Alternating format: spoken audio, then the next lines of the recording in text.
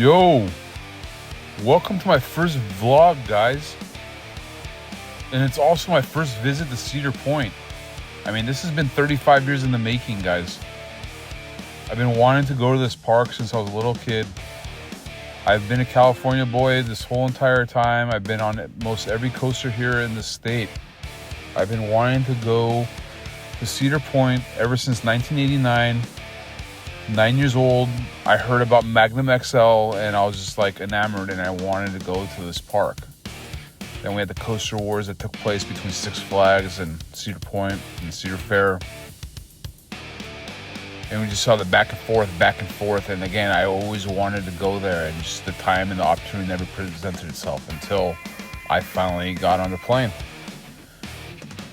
And I spotted it from the sky and I said, hey man, I'm finally there. Once I touched down, I almost ran to the rental car company to get my car so I could start driving about nearly an hour or so to get to this park. I was basically just listening to classical rock the whole way, just kind of getting myself pumped up. It was a long flight, red eye, so I was just, again, trying to stay awake for this like little journey into Sandusky. I'd never been to Ohio before, so it's kind of just like looking around and seeing what the city has to offer. Saw a lot of greenery, which we're not used to seeing in California, at least around here. There's a lot of yellow. Anyways, as I got closer, I kept on seeing billboards and ads, which kind of hyped me up myself, getting there and seeing the signs and the signage and stuff. So it was just like super cool to see. Not used to seeing that. And then sure enough, it's pretty much there. Saw Cedar Point and getting ready to go on the causeway. So, again, I've been wanting to come here forever. There's all these roller coasters I've been wanting to go on. They have so many things to offer, like Steel Vengeance and Maverick and Top Thrill 2 and Millennium Force. Siren's Curse. Again, rides that I've been waiting to and hearing about for years and years and years. Especially now, becoming more into as a roller coaster enthusiast, quote unquote, if you consider that.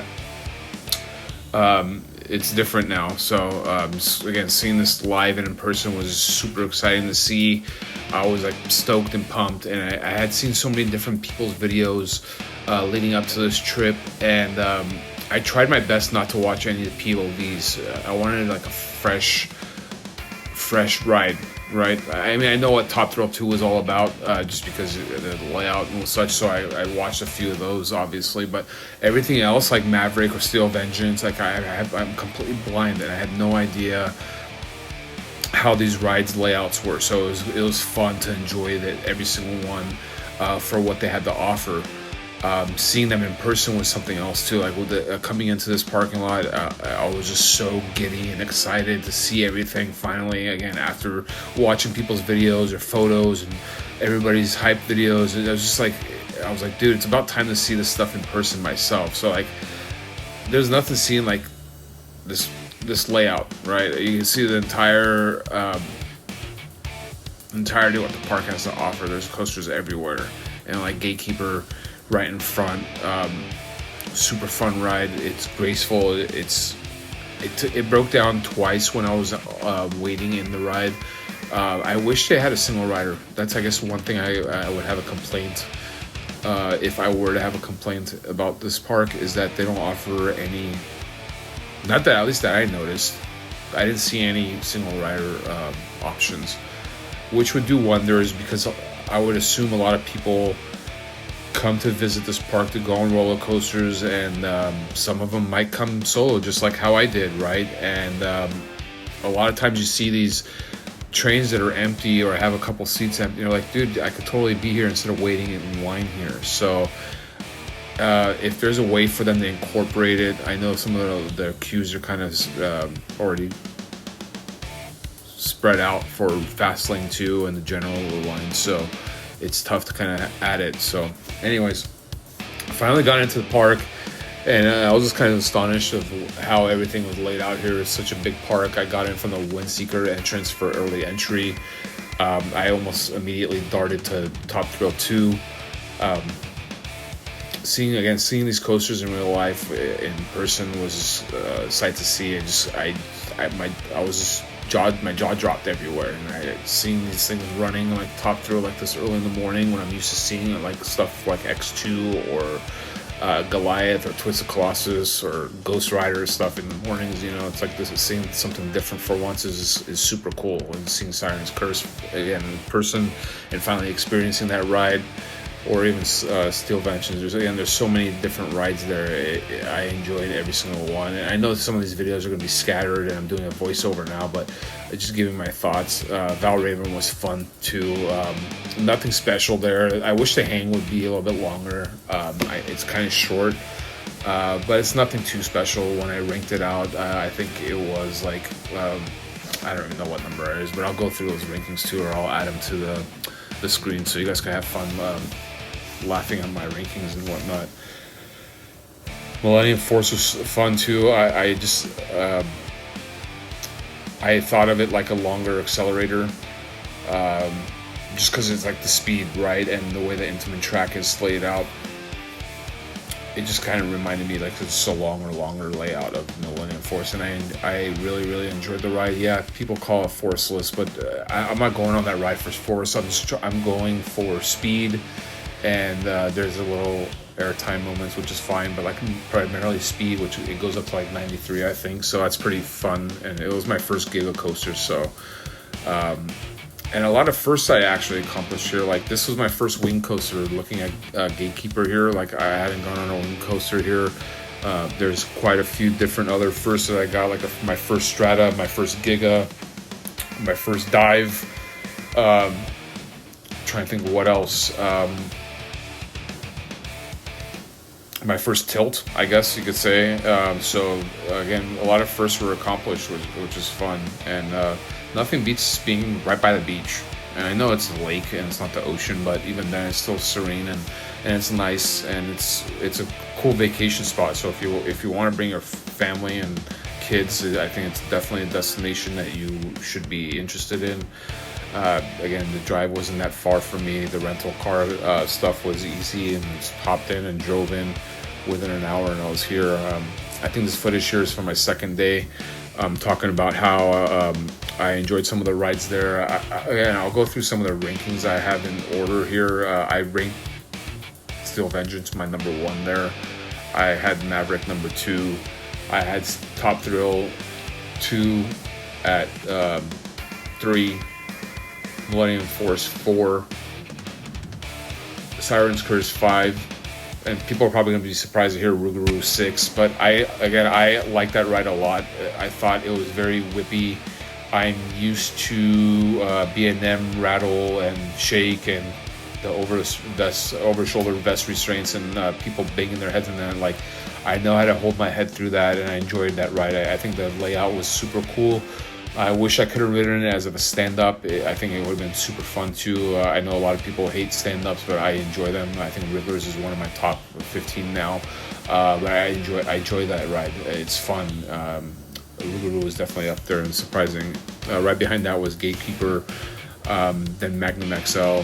The Wild Mouse, we got a really good spin on. The people in front of us were quite large, and they took up more space than they should, and me and the other guy I was with or paired with, we were going to try and go on there, and then we couldn't because those guys were taking up too much space. They sat on seats 1 and 3 when they should have been in 1 and 2, and then the guys like, let's go to the next train. So I looked up at the next train. It was a cheese train. So once we got on that, we spun, and I was so dizzy on that ride. I don't think I've ever been that dizzy on a ride before. I've been on a lot of rides, flat rides and roller coasters. For sure that I have not been as dizzy on a roller coaster, and for sure on flat rides. I think it's definitely top there, but it was definitely fun. I enjoyed it. It was super cool. The layout was fun. I would love to ride that ride with Little CoasterFiend one of these days. Behind that, I have Valraven. The drop was fun, but after that, there isn't much else. Blue Streak was surprisingly fun. Had a lot of good airtime, and Short layout, but it was still fun for a little woody, old school roller coaster. It's fun. Gemini was fun too. It was racing both sides. We did both sides, and it was fun. It was a little bit more surprising on the ride than I thought. I got some airtime on that as well. Again, it was cool. Just forgot to include number 13, Iron Dragon. People hate the Cedar Creek Mine ride. It's probably maybe one of the rides that's probably next to go. Either that or Gemini. There's plenty of land to build there, so I wouldn't be surprised if the park decides to, I guess, put something else in either of those plots of land. I enjoyed the mine ride. I would like to get my son out there to get on those rides because he's a little bit younger. I think he would like that ride a lot. But I understand how that plot of land has a lot to offer and it's attractive. So if they could get something newer age, something like Fly there or something else that would, again, attract more people and eat the crowd, that'd be great. I think that'd be a very cool spot. And lastly, Corkscrew. Corkscrew was a pretty crappy ride. It was like one of the only rides besides Magnum that actually hurt. I banged my knee pretty hard on the first drop.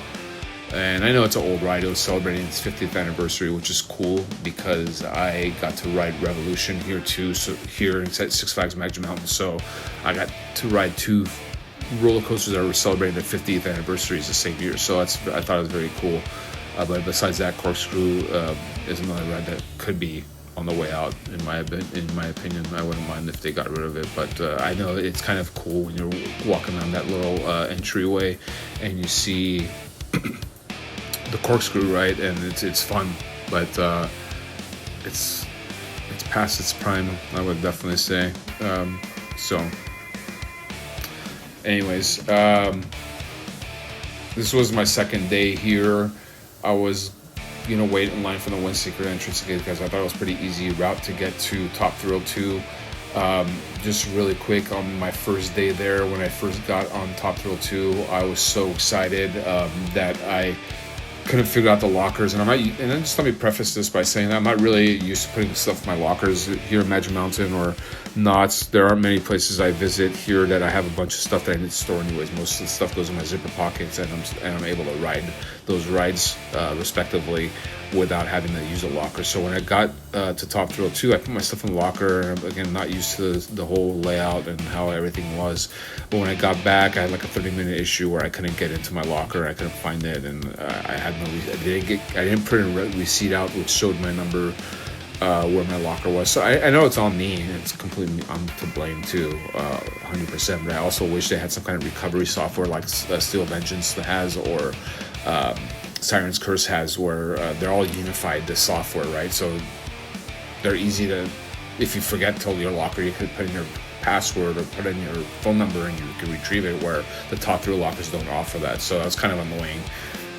So I wasted like 30 minutes there, but that was another mishap. I'm 100% to blame for that. There's nobody else besides me to blame for that. So I take ownership on that, which is fine. It's just a rookie mistake, I guess you could call it, or a noob mistake. So again, it is what it is. Luckily, there's a couple people that helped me out and calmed me down and kind of talked me off the ledge. So happy and thankful for them. So anyways, second day was super fun too. I got to kind of chase the rides that I enjoyed the most. So I got a bunch of re-rides in, and I just kind of just enjoyed the park for what it had to offer. I just walked around casually, tried to soak it up in as much as possible. Again, because I'm not too familiar with this park and what they had to offer. So I know there's a crap ton of flat rides that they were offering, but my main focus this trip was going on the roller coasters, and I'm pretty sure I got everything except for Raptor. Raptor was closed both days, so I didn't get a ride. Actually, I think it was open the first day I was there, but by the time I got to it, it had broken down. And I waited around for it like maybe 20-30 minutes, and it didn't seem like they were going to open, and the motor was down, and the mechanics were all around the motor and stuff. So I just kind of gave up on it, and sadly it didn't open up on my second day. So but I did want to do some more of the flat rides, but I'll wait till I visit with CoasterFiend's in the future to do some of this, especially the Sky Patrol, whatever it's called here.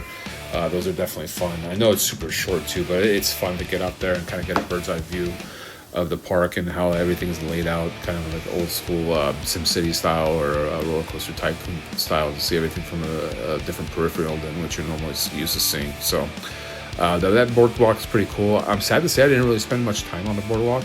I feel like I spend a lot of my time in the back of the park by Steve and Mav, and rightfully so. I think those were the two best rides in the park, the most, at least, fun rides for me, at least personally. I enjoyed them the most. The fast lane was pretty good, the easy use for Maverick, but for Steel Vengeance, the merge points is kind of brutal. I wish they could do an overhaul on that somehow or some way or another. It would be definitely beneficial if that one had a single rider as well. But I'm not sure how they could incorporate it, just because they already had the layout for their queues, right? Their fast lanes and where the metal detectors are, and how they have their merge points and stuff. But yeah, the merge points is terrible. The merge point for Millie is kind of terrible too. Even though you kind of get through it after that, but it just sucks because you're paying to kind of skip the line, but then you end up still waiting in line.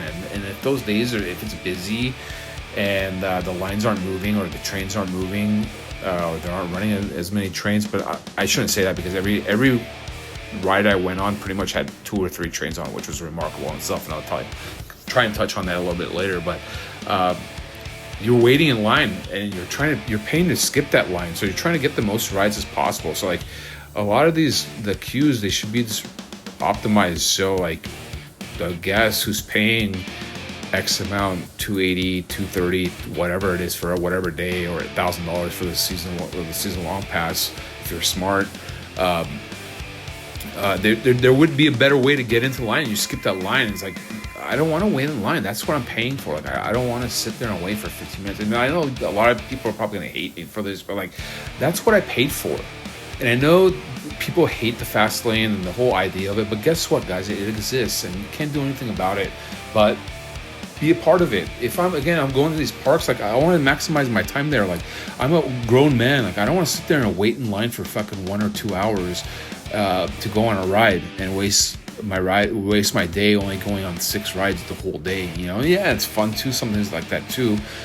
But most of the time, if you're traveling and you're trying to get on all these rides, and people are like credit chasing, and I'm not a credit chaser. I mean, yeah, I count my credits, and now I've started to do so. But like, even then, like, you should be able to go in and out of these rides much quicker.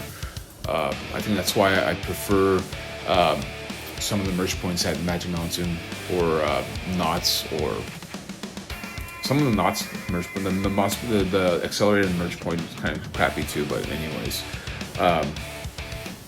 the Top Thrill fast lane wasn't bad either, but those lines just get super long, and since you put your stuff away in the locker, it's kind of boring when you're standing there. But make up conversation with people around you, which I did, and there's a couple people I met, they were locals, and they just kind of give me some tips and tricks on the park and how long they had been coming here, which is crazy to hear. Some people had been coming there since they were little kids, and they're like in their 50s or 60s right now, and they're still amazed to see like all these new rides continuously pop up and to bring them back in. So like something like Siren's Curse, where it's something that is brand spanking new, and a lot of people who've been going to this park, who kind of over it, they say, hey, there's a brand new coaster there, let's go and check it out, you know. And they go, and then once they check it out, they're like, hey, instead of paying for a one-day ticket, why don't we just get a season long, because we're going to come here a couple more times. It just works out like that. So you could tell, and the crowds were busy, and the lines were long, and even if it was a brutal day heat-wise, I mean, it wasn't too bad. It's tolerable, but it was hot, and it's hotter than I think most average days there. It was still fun, and I think it wasn't as bad as I thought it had been, or like like how I'd seen like Tokyo Disney Sea when I went, when that place was a mayhem, right? That ride, that place was just like anywhere you went, you're rubbing elbows with people. But this Sky Ride was pretty fun too. Skyhawk, I don't know what it's called actually, but I enjoyed my ride on this one too. It was cool to see Millennium Force upside down. These are all just different random shots I took throughout the course of the trip. Just whenever I was there waiting, like we were waiting for the train, and I tried to get some shots of Steve leaving the station and whatnot.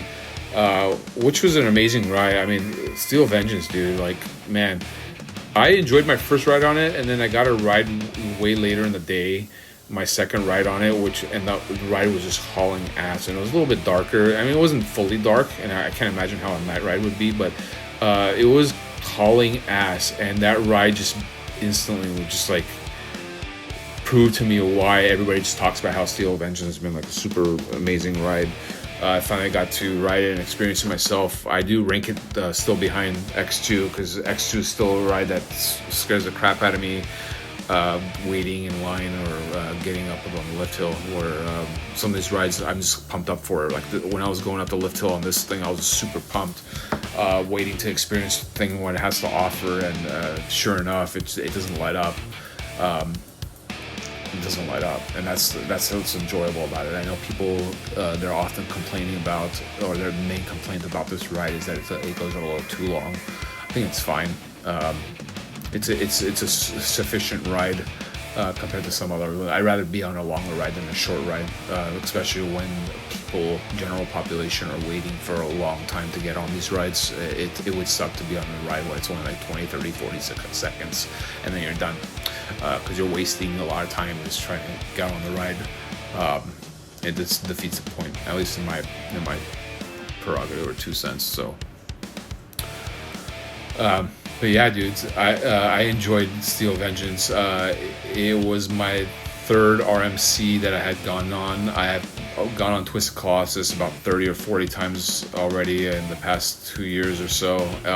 I went on Medusa in Six Flags in Mexico last September 2025, and I thought that was a really fun ride. But that one is actually really short. That one is less than 45 seconds, and they don't have much space to I guess build the track there. So it was a fun ride, super whippy, but I kind of feel like I like RMC a lot. It's just today I rode Twisted Colossus for the first time, and it's been about a week since I went to Cedar Point, so my thighs are still like sore, so I could feel it when I was riding Twisted Colossus today. So those RMC chairs definitely need some work, or it's, I don't know, maybe I need to work out on my thighs and get them bigger. Anyways, this is cool to see. On the train, you get some different views of the park and the coasters, and they have these different scenes set up with the skeletons, and which makes things fun, and it's enjoyable for the kids. I took videos of it to share with my son, and we always decorate the house for Halloween too, so I thought I might get some ideas from it. Here's Rougarou, I believe. Super fun ride. I enjoyed it. I know people hate it. People call it Rougapoo or whatever else, but man, this was a fun ride, dude. Super enjoyable. A little mini whippy Scream, and people hate on Scream too, but I enjoy that ride as well. So you can hate on all you want. Don't go on the ride; it'll be empty queue for me, so I could go laugh at it as much as I want. But yeah, nice looking ride here.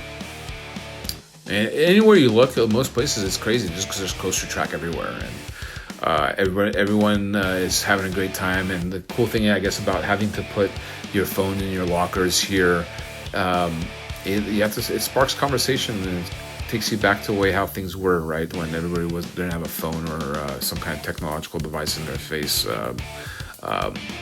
It's fun. You can open up conversation with people and have fun, and talk about all kinds of stuff, especially the stuff we love here with riding coasters and going to theme parks. Just really quick, I know I showed some shots here of Magnum. I went on both row 17 and row 3. Row 3 is supposed to be the magic row, magic seat. I didn't experience anything that was out of the ordinary. There was some nice airtime and whatnot, but it wasn't like, oh my gosh, this is amazing. I didn't get it, and I thought the ride was definitely an arrow. Definitely, if that makes sense to everybody who's listening, yeah, it's definitely an arrow, and I honestly didn't like it too much. Maybe I just need more rides on it, but whatever. Maybe one of these days I'll go on it again, but it's not one of my favorites at the park leading up to my trip or out. So my 2 days there, I got 2 rides on it. It wasn't too fun with either of those rides. I think the first ride was better than the second one on row 17. But again, it's nothing to write home about. And I know people are homers with Magnum because of how it helped evolve and build that park out. I don't see it. I would have loved to ride it maybe 20 years ago or 30 years ago when it was still younger.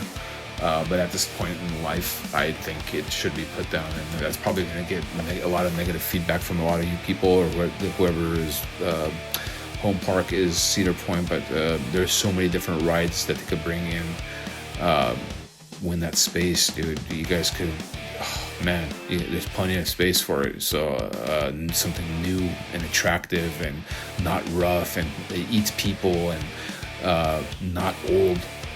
Not old is key, dude. And I think that's how you guys have kind of flourished here in the park recently, is not being old. You guys bringing in newer stuff in. So that would be great if you guys get rid of Gemini, Cedar Creek Mine Ride, and Magnum and put in some new stuff there in all three of those plots.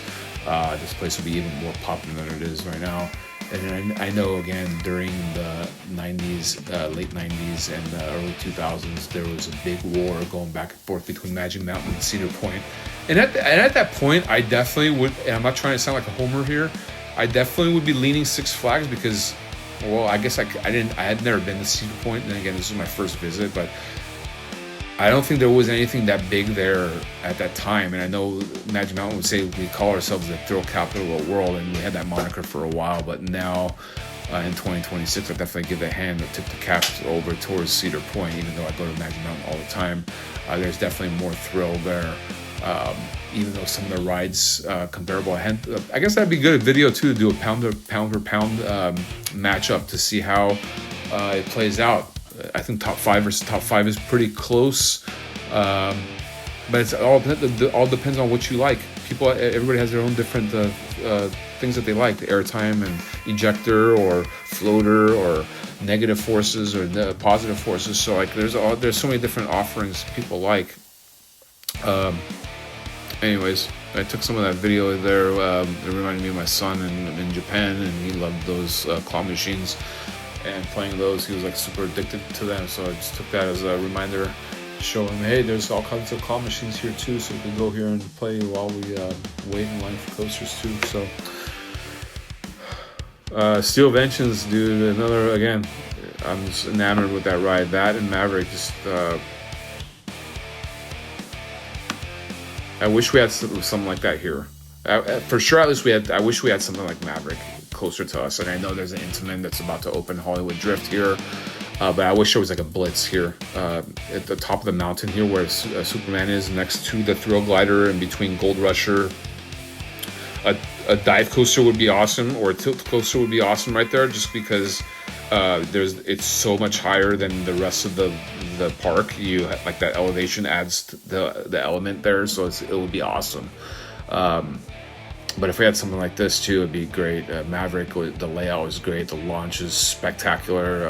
I'm craving night rides here, so I'm looking forward to one of these days coming back out to the park and being able to get some night rides. Then I think the park only closed at 8 o'clock, and the sunset was like 8:30 or 8:45 for those days, so it wasn't close to getting on it. So, anyways. So yeah, this ride was just something else, and I enjoyed it. I think once I got into the front row of it, I felt it, and I felt the speed, and again, that launch was something else. And that first turn out of it, if you're in the left seat, you feel it, and it's so good. It's so good, and I miss you, Maverick, and I can't wait to see you again. Hopefully, again, we get out there sooner than 35 years and it took to come out here again. But again, I think now that I know what this place has to offer, definitely it'll be a spot I'll try and hit every year, or at least every other year. But it was fun. Again, I enjoyed my time here. Everybody was super cool and chill. The fast lanes were awesome, and it definitely helped out. I would definitely push and have people opt for the fast lane, even if it's a little out of your means. It's worth it. The fact that you're saving time, beating some of these crowds is great, and there's no way around it. Otherwise, there's so many people there, and there's no way for you to go on an adequate amount of rides without that fast lane, especially during their peak hours or days.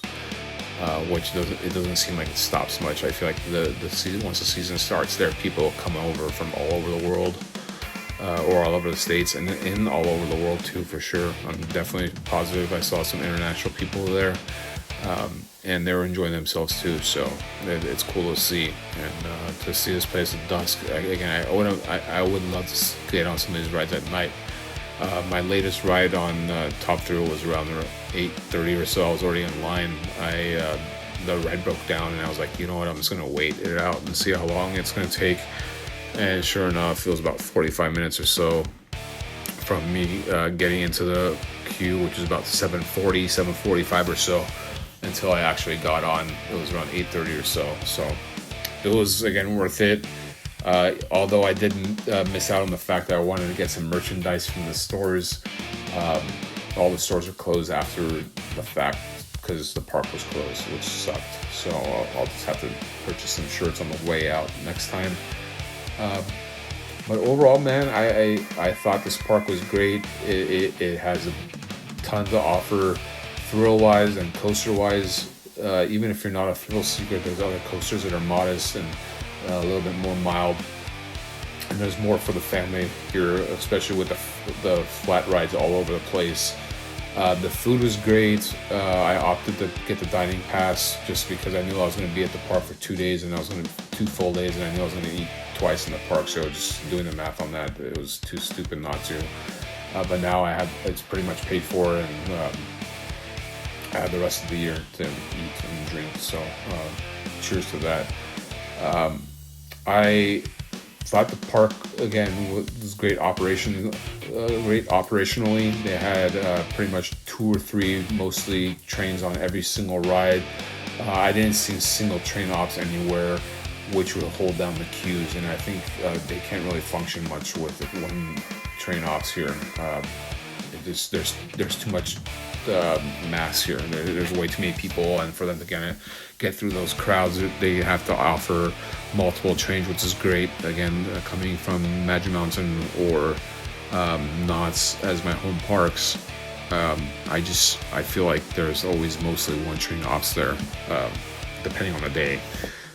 It was nice to see, and the operators were all super cool and friendly, and people made comments on my shirt. I was wearing a Ghost Rider shirt, and one of the ride-offs was saying, hey, I was just there, and she actually preferred Gold Striker over a Ghost Rider, and I was about to fight her.